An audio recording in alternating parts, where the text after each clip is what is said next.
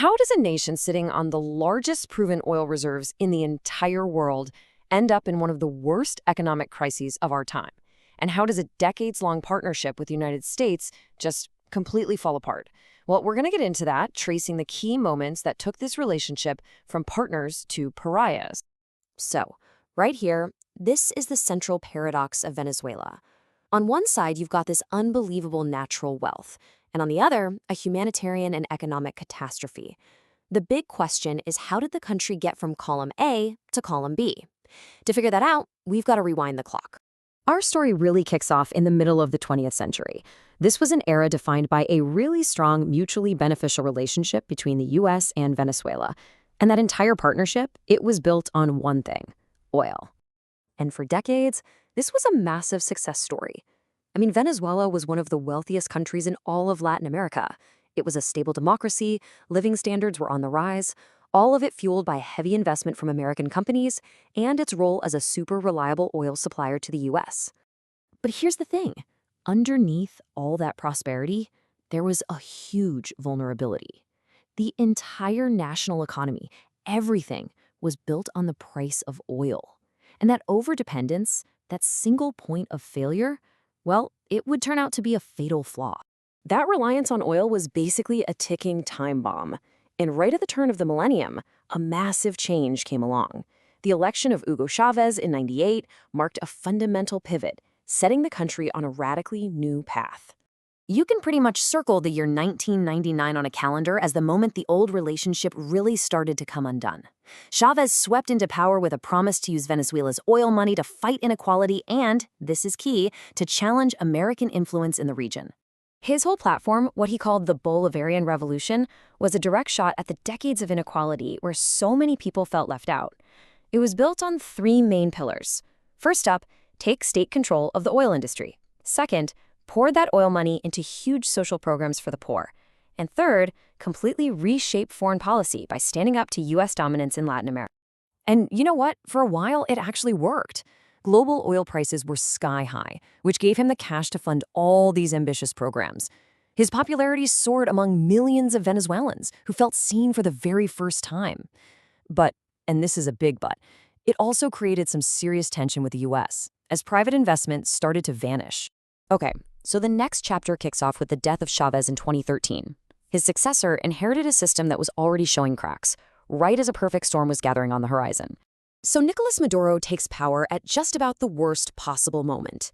He inherited a system that was, by its very design, completely dependent on high oil prices to function. And that foundation, it was about to absolutely disintegrate. And then, the trigger. The one thing that exposed every single weakness in the system.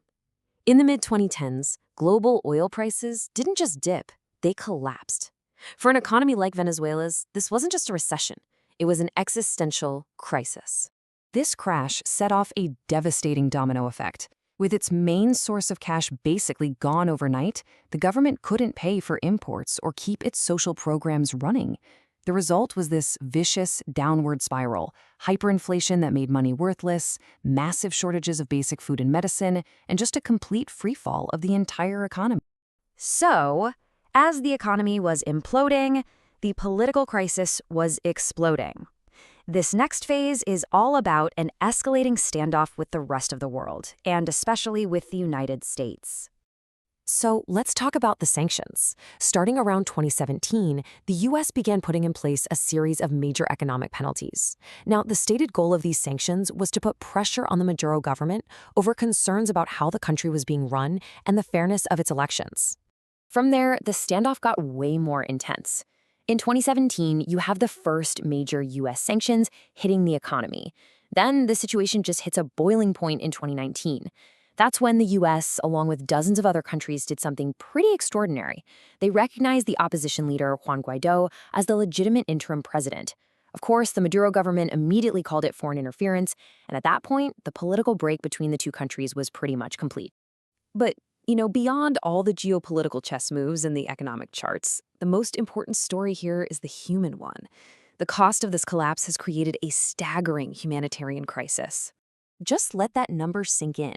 Over 7 million people. That's more than the entire population of some countries.